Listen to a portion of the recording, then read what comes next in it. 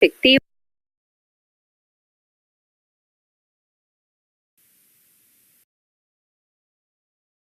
Bien, buenas noches. Entonces, la idea de hoy es repasar un poquito los conceptos de flujo de efectivo, revisar el otro método de flujo de efectivo y pasar a al siguiente tema, que es el diagnóstico financiero.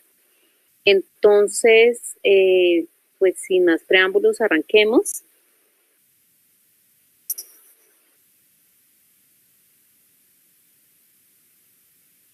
Esencialmente lo que hemos visto del flujo de efectivo es que hay dos métodos.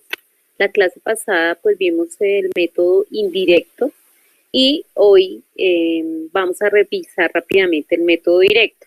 En la clase anterior vimos el método indirecto porque, como ustedes se dieron cuenta en ese quiz, esencialmente les salían preguntas con el método indirecto.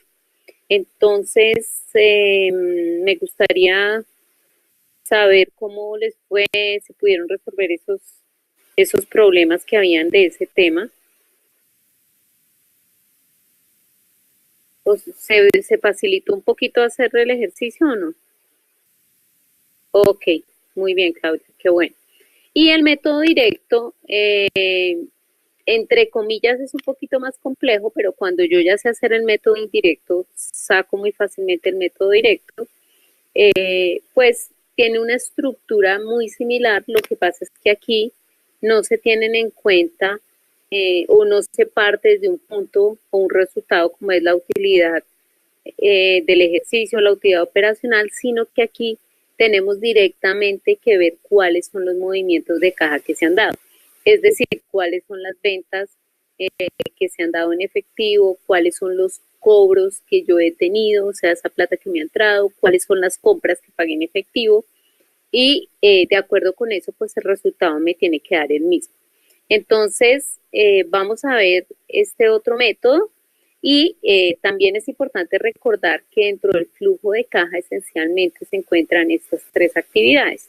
Está la actividad de operación, que es todo aquello que tiene que ver con la razón de ser de la empresa, su objeto social, y las actividades de financiación y de inversión, que pues estas dos actividades también son fundamentales para la continuidad del negocio, para por ejemplo invertir en más activos fijos, para hacer crecer el negocio.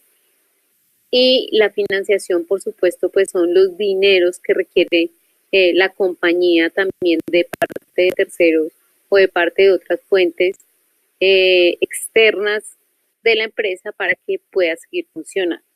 Entonces, vámonos al método directo y luego, pues ojalá que entren más personas, Claudia, porque tenía preparado como un pequeño ejercicio interactivo en el que hay unas preguntas de selección múltiple y sí sería importante que en este tipo de ejercicios pues participaran más personas. Entonces, bueno, vámonos al flujo de caja y aquí tenemos nuestro flujo de caja. Bueno, espérame, yo cierro este archivo. Acá tenemos nuestro flujo de caja por el método directo. Entonces, vamos a continuar con nuestro mismo, ok, espérame porque no tenemos la pantalla compartida. Sí, yo les envío el archivo de Excel para que ustedes lo puedan practicar y lo tengan en la casa. Bueno, dame un segundo mientras yo comparto la pantalla para que puedan ver.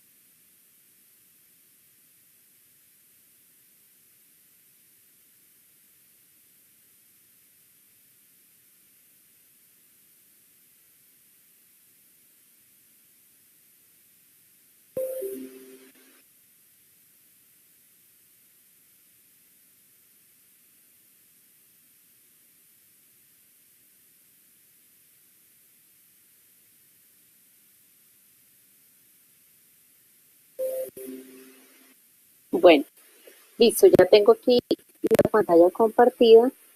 Entonces, pues vamos a, ahora sí arrancar. Vamos a continuar con el mismo ejercicio que hicimos la vez pasada, por el que ya hicimos el método indirecto y verificamos efectivamente que el movimiento de caja era 2,7 y que el saldo final era 20,7. Que pues esto veníamos y lo verificábamos aquí en el estado de situación financiera. Por el método directo, entonces vamos a hacer exactamente el mismo ejercicio. Acá tenemos nuestro estado de resultados, nuestro estado de situación financiera. Ya conocemos este procedimiento de fuentes y usos, ya lo hemos hecho.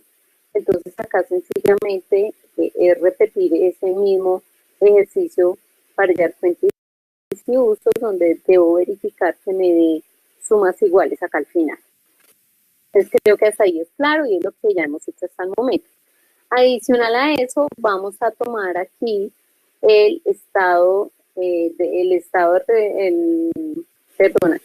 resultados, se me fue la paloma, y vamos a tomar únicamente aquellas cuentas que pues tienen movimiento, no los resultados. O sea, acá se dan cuenta que no tenemos ni la utilidad bruta ni la utilidad operacional, porque son resultados. Y vamos a clasificar también cada una de esas cuentas como un uso, como una fuente de recursos. Por supuesto, por su naturaleza, las ventas siempre van a ser una fuente de recursos, un ingreso de recursos. Mientras que los costos y los gastos, bueno, aquí la depreciación realmente no entra, pero como está como un gasto, la vamos a seguir teniendo en cuenta aquí como un gasto. Los gastos operacionales, el impuesto de renta, todos estos son gastos. Y lo que queremos es que nos dé sumas iguales. Para que nos dé sumas iguales, pues aquí le vamos a sumar la utilidad neta y de esa manera yo ya tengo sumas iguales. Ahora sí voy a proceder a armar mi flujo de caja por el método directo. Entonces lo primero que me pide este flujo de caja son mis ventas en efectivo. ¿Cómo determino yo entonces estas ventas en efectivo? Y voy a dejarlo anotadito por acá. Las ventas en efectivo son las ventas del periodo menos las cuentas por cobrar a los clientes en el último año.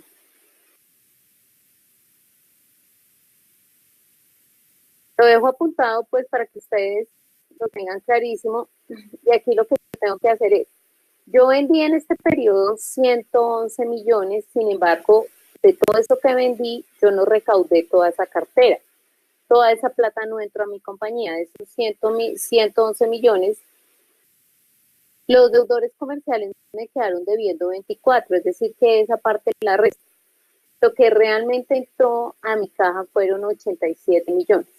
Entonces, esta es la claridad que quiero hacerles acá. Aquí siempre voy a llevar lo que realmente entró a mi caja. Y por otro lado están los cobros de cartera. ¿De dónde salen estos cobros de cartera?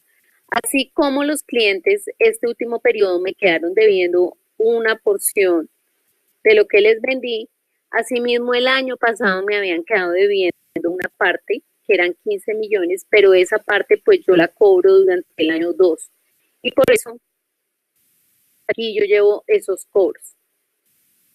Y lo mismo pasa con las compras. Yo compro mercancía o compro insumos, pero si yo tengo crédito con los proveedores, pues no todo eso que yo compro realmente lo pagué, sino que solo pagué una parte. Para hallar este rubro, entonces voy a tomar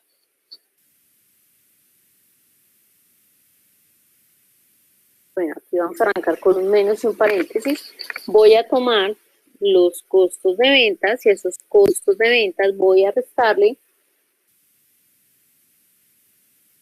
lo que le quede debiendo a los proveedores, que en este caso serían 13 millones. Y el pago a proveedores, pues lo que yo le quede debiendo de acuerdo con lo que acabamos de hacer con las ventas, lo que yo le quedé viendo a los proveedores el año pasado, se lo debo pagar este año, que son estos 12 millones. Entonces voy y busco a los proveedores y el año pasado efectivamente la cuenta por pagar era 12 millones. Bueno, hasta acá está claro esta parte.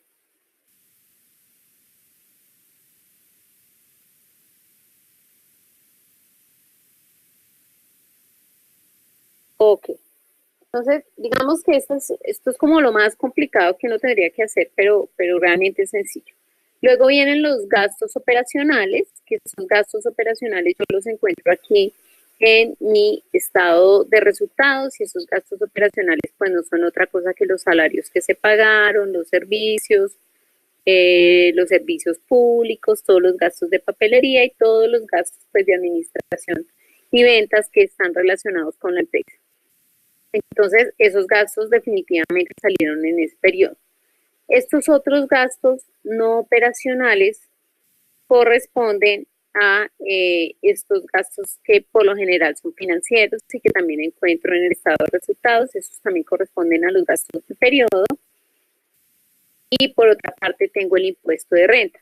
Aquí el impuesto de renta, si ustedes se dan cuenta, yo estoy llevando el pago del impuesto de renta del periodo anterior.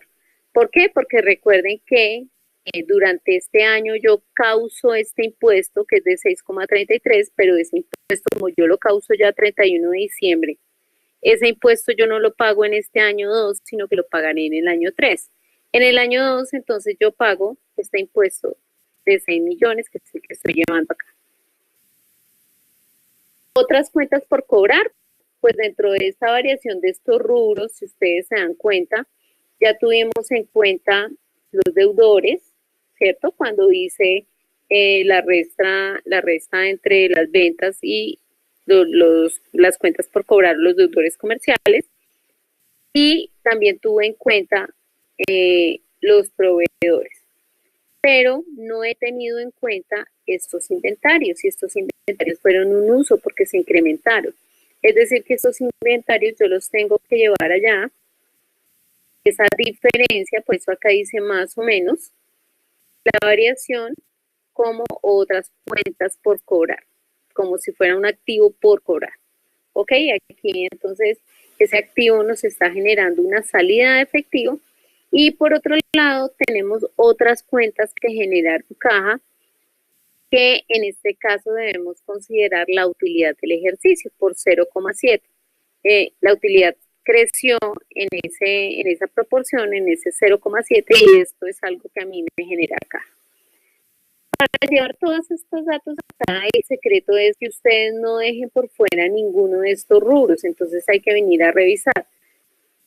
Pues por supuesto no lo voy a incluir porque está en la caja, este es el resultado que estoy buscando, pero de ahí para allá tenemos que ver si he puesto los movimientos del inventario, de los deudores, la depreciación. En este caso, pues yo no contemplo la depreciación, si ustedes se dan cuenta, aquí no la estoy contemplando en ninguna parte, pero es que ya sea por hecho que esa depreciación la estoy sumando, porque yo simplemente estoy haciendo o llevando aquí los movimientos que hace como tal el efectivo. Y como esta depreciación no es ninguna salida real de efectivo, pues aquí no se me afecta ninguno de estos movimientos. Finalmente tengo este flujo de caja libre de operación, después de que llevo cada uno de estos rubros acá. Y de ahí para abajo es igual, es idéntico al método indirecto. Entonces habíamos dicho que seguían las actividades de financiación, que nosotros acá teníamos unos pagos por concepto de deuda, que vamos a mirar acá, que eran estos pagos, que aquí se me generan unos usos al pagar deuda financiera por 2 millones de corto plazo y por 4 millones de largo plazo. Esos valores, pues, son los valores que yo estoy llevando acá. Y en ese orden de ideas, pues también habíamos dicho que no teníamos actividades de inversión, que no se incrementaba nuestro activo fijo y que tampoco habían inversiones de largo ni corto plazo. Por tal razón, pues ya tenemos nuestras 3 actividades, la de operación, la de financiación y la de inversión, que la tenemos en cero, y hacemos la sumatoria de esas tres actividades. El paso siguiente, al igual que en el flujo de caja por el método indirecto, es sumarle la caja inicial, que la caja inicial también habíamos dicho que era la caja final del periodo pasado, es decir, esta caja, o pues podríamos llamarlo más correctamente, ese efectivo y equivalente final del periodo pasado. Y aquí entonces yo ya tendría mi caja final. Entonces sumo esa caja inicial con el flujo efectivo que me resultó del periodo y me va a dar la caja final.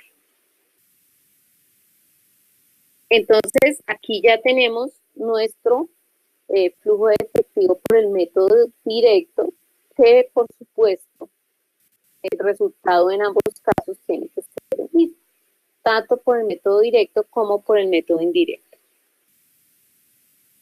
Entonces, pues esta es como esa primera parte que quería que viéramos hoy. Quiero que me cuenten si entendieron este método, cómo lo ven.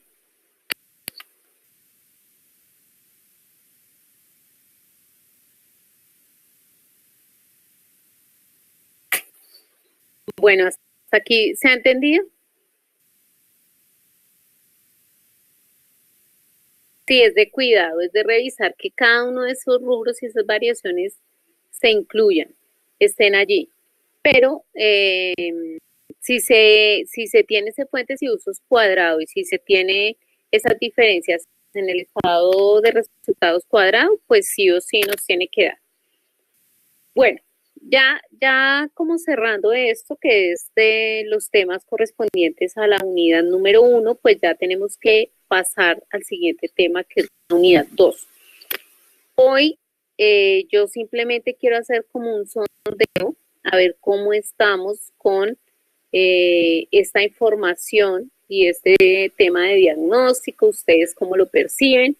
Y la próxima semana, pues sí, ya quiero concentrarme un poquito en hacer un análisis robusto, en hacer un análisis de una empresa completo, que lo hagamos entre todos, que revisemos cada uno pues, de las herramientas que tenemos disponibles.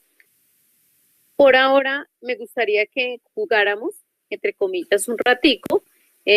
Aquí lo que tenemos en esta herramienta que se llama Socrative son unas preguntas muy sencillas realmente para ver cómo estamos en el tema. Y eso pues es lo que les propongo que hagamos a continuación. Entonces ustedes allá abran una hojita a un lado en su internet y pueden ingresar a socrative.com. Algunos de ustedes probablemente ya lo usaron, yo no sé si ustedes alcanzaron a estar en los tabs que se hacían hace algunos semestres. Y pues esos tabs los trabajamos con esta herramienta muchas veces. Entonces, ustedes entran a esta página, ahí les va a salir Socrative Student, entran como estudiantes y les va a pedir un código del aula o de la actividad que vamos a desarrollar y este es el código que ustedes le tienen que ingresar. Alba Lucía, buenas noches.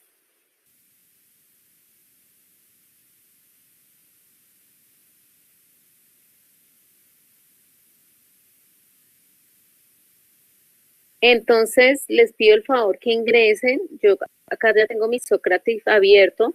A medida que ustedes se vayan registrando, pues yo voy a poder ver sus nombres aquí registrados. Y procedemos a iniciar con el test. Entonces, les doy unos minuticos para que ingresen allá a Socrative, por favor, y se registren, ponen su nombre.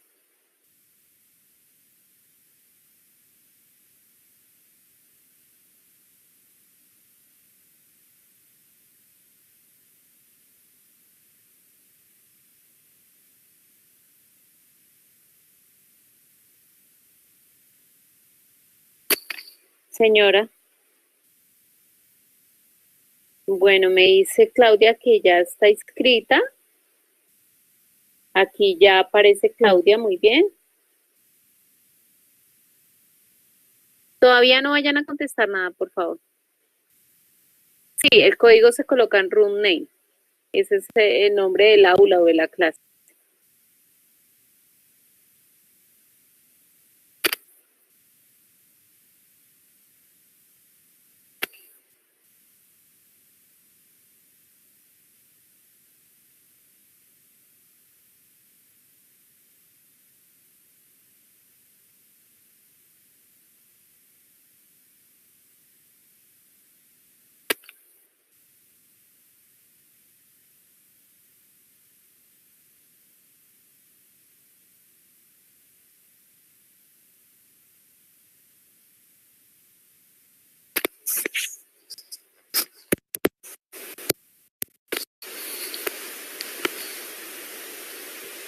Ok.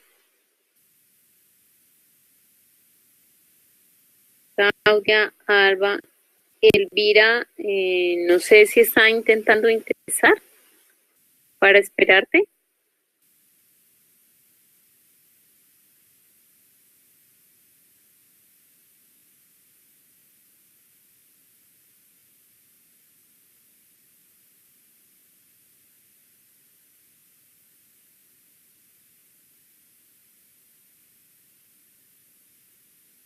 Bueno, Elvira no nos contesta, no nos dice nada.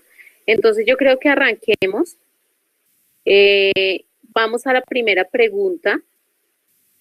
Entonces allí tenemos, la pregunta nos dice que para realizar el diagnóstico financiero debemos tener en cuenta las siguientes herramientas cuando yo quiero hacer un estudio global. Entonces aquí tenemos las opciones. Les voy a pedir el favor que ustedes elijan la que consideran correcta. Y pasamos a la siguiente pregunta. Entonces, este es un pequeño ejercicio como para, sencillamente para revisar cómo estamos, en qué, pues, en qué momento del aprendizaje nos encontramos, qué nos hace falta reforzar.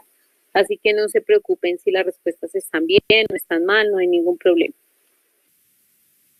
Para quienes acabaron de llegar, estamos empezando esta actividad en Socrative. Entonces los invito a que se registren en Socrative. Aquí está la dirección en internet. Le dan Socrative estudiante e ingresan este código que con este código ya pueden acceder al room name o al aula donde vamos a desarrollar la actividad. Y allí pues pueden poner su nombre.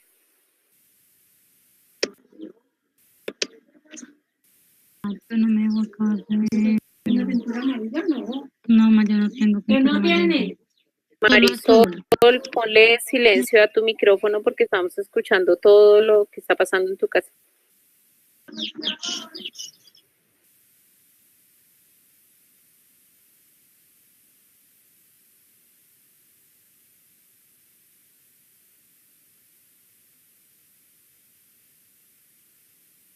Bueno, hay un estudiante que ya respondió, nos falta que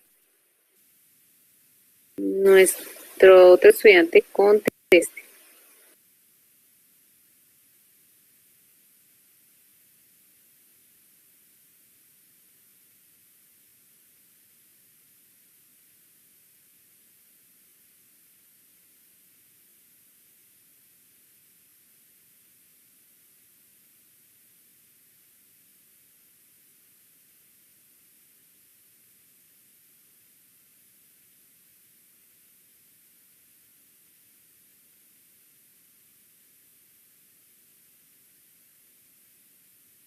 Bueno, Claudia ya contestó, pero Alba no ha contestado ninguna opción.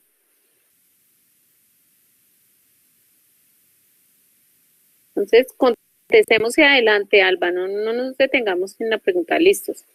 Como les digo, no importa si está bien o si está mal. Bueno, la siguiente pregunta, veo que ya Claudia la contestó, entonces Alba, adelante. La siguiente pregunta nos dice, ¿es una empresa de tipo comercial? En una empresa de tipo comercial deberá prestar atención especial en el estado de situación financiera en los siguientes rubros. Entonces, teniendo que es una empresa comercial, ¿En qué yo me tendré que fijar cuando voy a revisar ese estado de situación financiera? Esa es esencialmente la pregunta. Entonces, elijamos una de esas opciones para seguir adelante.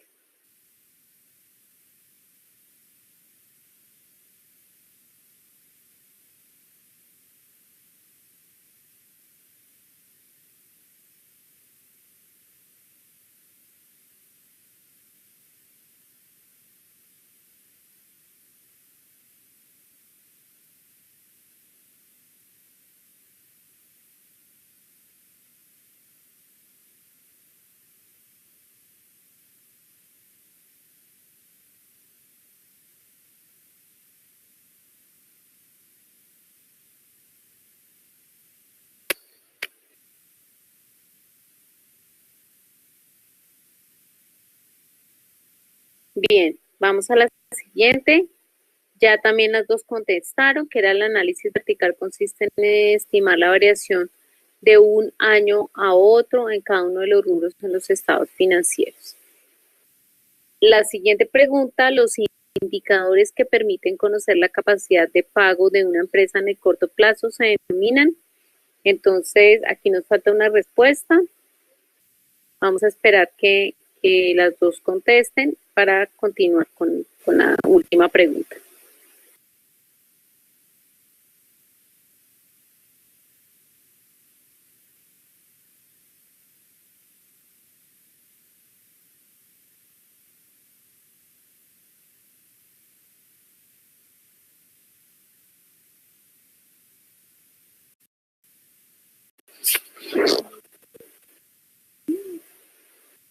Este grupo de indicadores. Entonces, aquí también tendremos que elegir una de esas opciones. Entonces, tan pronto termine, creo que Alba es quien nos falta por contestar, pues vamos a dar la retroalimentación y vamos a ver cómo nos fue.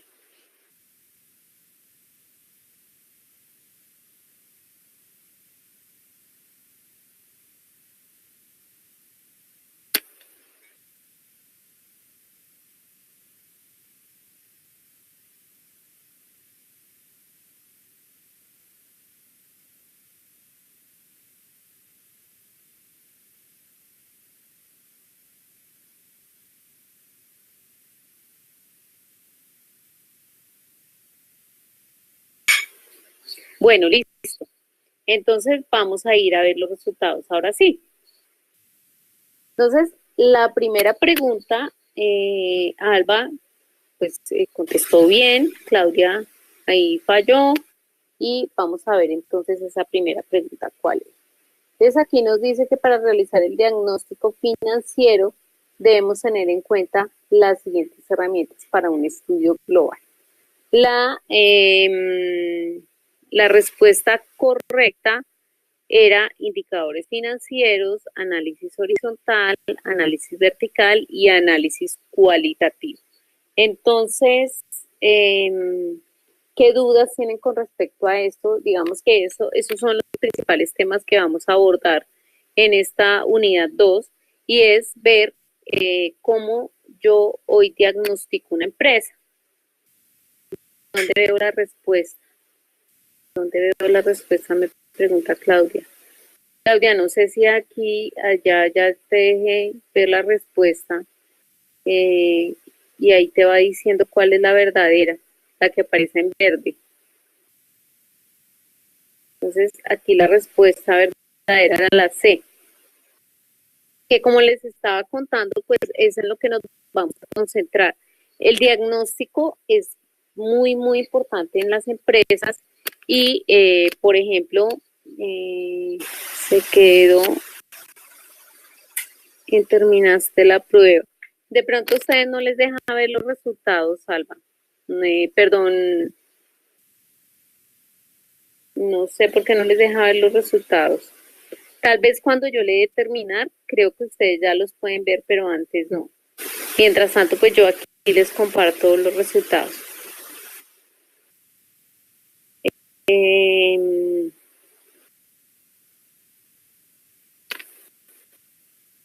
no importa, Claudia, o sea, no importa que nos vaya mal, porque cuando uno algo no sabe y se da cuenta que no supo, pues no importa, porque se trata de que durante estas semanas que vienen, estas 2 semanas, pues reforcemos eso y nos demos cuenta de que nos estamos equivocando. Precisamente esa es la intención.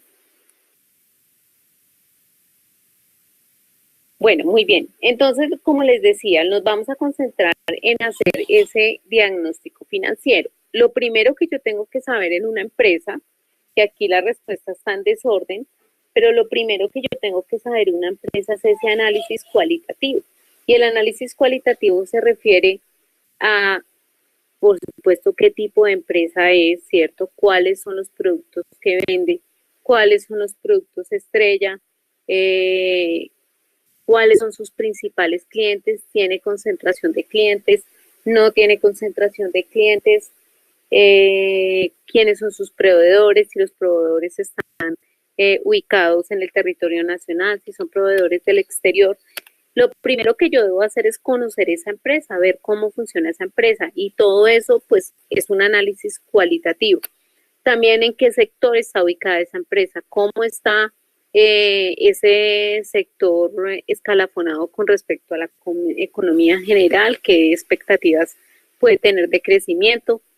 Ese es un primer análisis que uno tiene que ver de una empresa para empezar a conocerla y empezar a analizarla. Ya cuando yo tengo ese conocimiento, pues ahí sí puedo empezar a aplicar otras herramientas como el análisis vertical, el análisis horizontal y los indicadores financieros, que cada uno de ellos me va a arrojar información diferente, pero información muy valiosa que se requiere a la hora de hacer este tipo de diagnósticos. ¿Listo? Entonces, esa era la primera pregunta. Y nos vamos a ir a ver cómo nos fue con la segunda, que aquí a las dos les fue mal. Dice que una empresa de tipo comercial, ambas escogieron la D. Una empresa de tipo comercial deberá prestar, ahí quedó mal redactado, deberá prestar especial atención en el estado de situación financiera en los siguientes rubros. ¿Por qué? Me gustaría que me dijeran un poquito por qué me dijeron que la D. Por curiosidad, ustedes pusieron de dónde está maquinaria y equipo, inventario y los acreedores comerciales, que es la misma cartera, ¿no? Por cobrar. Exacto, entonces las empresas comerciales no producen, no deben por qué tener maquinaria y equipo, empezando por ahí. Aquí, por ejemplo, deudores comerciales, el inventario de producto terminado, y los proveedores, pues esta era la respuesta correcta. Una empresa comercial solamente tiene producto terminado, compra y vende su producto, tiene una cartera por cobrar, si genera plazos a sus clientes, pues va a tener unos deudores comerciales y unos proveedores. En todas las demás, pues por ejemplo, acá estaban productos en proceso, por acá había maquinaria de equipo, aquí había un tema de inversiones temporales que realmente no es tan relevante. Entonces, nos tenemos que fijar pues como en esos pequeños detalles, pero que son importantes. Ok, la 3 creo que no hubo ningún problema. Dice que, bueno, aquí les pido mil excusas porque aquí les salió correcta, ¿cierto? Esta pregunta les salió como correcta, como verdadero. Pero vamos a ver la definición, a ver si ustedes están de acuerdo en que esto es verdadero. El análisis vertical consiste en estimar la variación de un año a otro en cada uno de los rubros en los estados financieros. ¿Eso sí será cierto?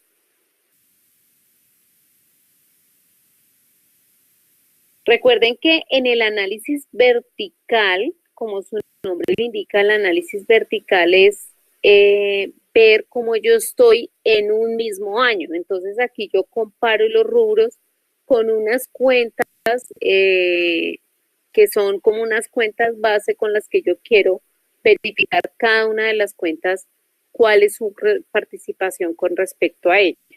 Y, por ejemplo, en el estado de resultados yo quiero saber de las ventas, cuánto participan los costos, cuánto participan los gastos. En este caso, en ese orden de ideas, pues el análisis vertical es la comparación de los rubros en un mismo periodo. Y el análisis horizontal sí es comparar qué pasó con un mismo rubro entre un periodo y otro. Entonces, aquí la respuesta realmente era falso, porque este concepto corresponde al análisis horizontal, que es estimar la variación de un año y otro en cada uno de los rubros. Aquí no estamos estimando ninguna variación, sino estamos viendo dentro del mismo año cuál es la participación con respecto a una cuenta de referencia.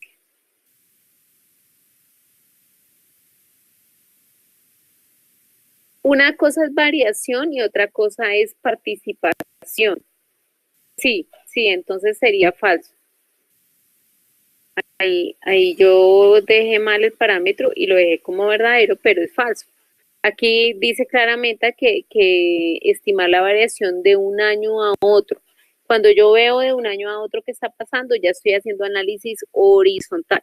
Y en análisis vertical, pues es dentro de ese mismo periodo. ¿De acuerdo?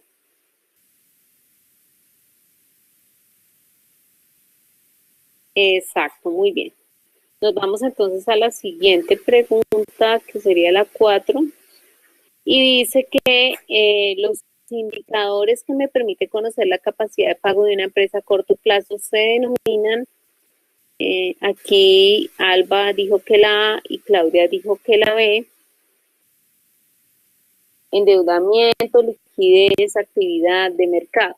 Entonces, como acá dice que capacidad de pago, pues sí es fácil equivocarse aquí y decir que es endeudamiento.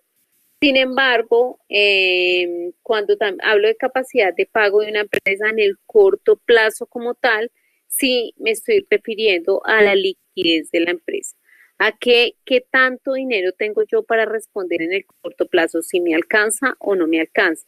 Si ese indicador está por encima de uno o por debajo de uno. Entonces, estos indicadores principalmente están el capital de trabajo, el índice de liquidez y la prueba ácida. Son como los tres que por lo general se calculan y de los que más hablamos y son unos indicadores pues que me permiten saber con qué tanto dinero cuenta la empresa en el corto plazo para poder pagar esas obligaciones. ¿Sí? Entonces, aquí en esta respuesta eran los indicadores de liquidez. Y nos vamos a la última pregunta. Entonces, aquí nos dice que cuáles son los indicadores que permiten conocer los días o veces que una empresa rota sus activos de corto plazo, tales como la cartera, los inventarios y los proveedores. Entonces, vamos a ver aquí, dijeron C y D. Entonces, el C eran los de liquidez y el D eran los de actividad. C y B, perdón, C y B. Rentabilidad y liquidez. Pues rentabilidad es el que me mide todo lo que tiene que ver con la utilidad, con el margen de utilidad neta, con el margen de utilidad operacional, con la utilidad del activo, con la utilidad del patrimonio. Entonces no tiene nada que ver con esa rotación que puedan tener esos activos de corto plazo. Y la liquidez tampoco, porque la liquidez ya, como lo dijimos antes, se refiere más a qué capacidad de pago en el corto plazo tengo. En cambio, los indicadores de actividad o de rotación también se llaman, me dicen esa empresa qué tan eficiente es con esos recursos de corto plazo. Y esa eficiencia la puedo medir en número de veces al año, principalmente se miden en un periodo de un año, o en número de veces, en número de días, cada cuántos días yo recupero la cartera, cada cuántos días yo le pago a mis proveedores, cada cuántos días rota ese inventario que yo tengo ahí en stock en mi compañía. Entonces,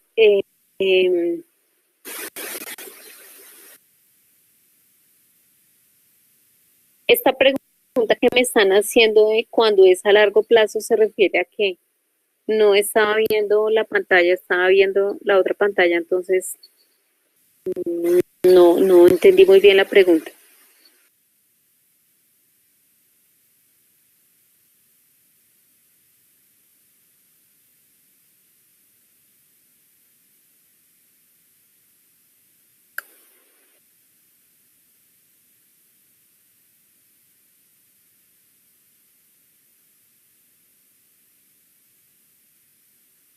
La anterior pregunta, o sea, la 4 o la 5.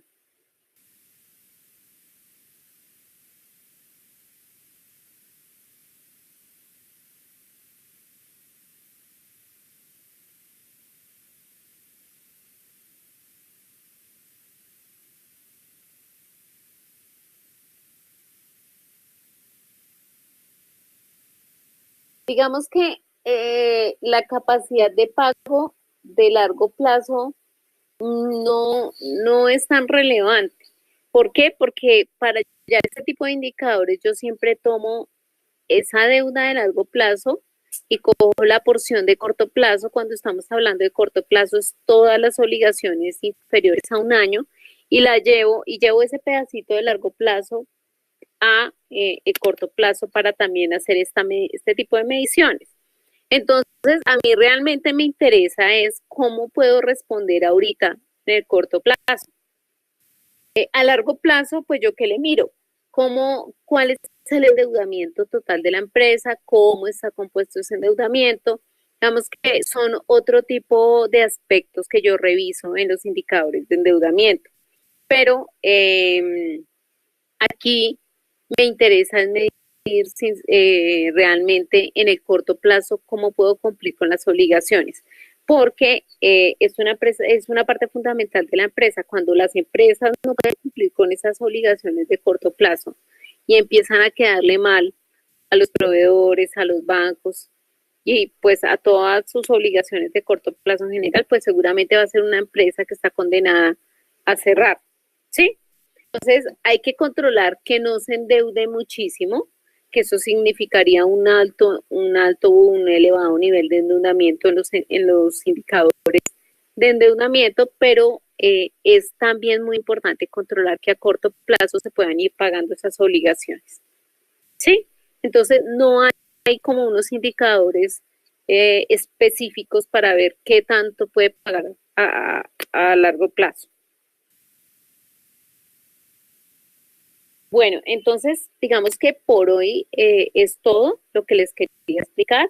Les invito pues a que estudien muy juiciosos esa unidad 2, que revisen las cartillas. Creo que esas cartillas pues son claras, están los ejemplos, están las fórmulas, está la forma de interpretarlo.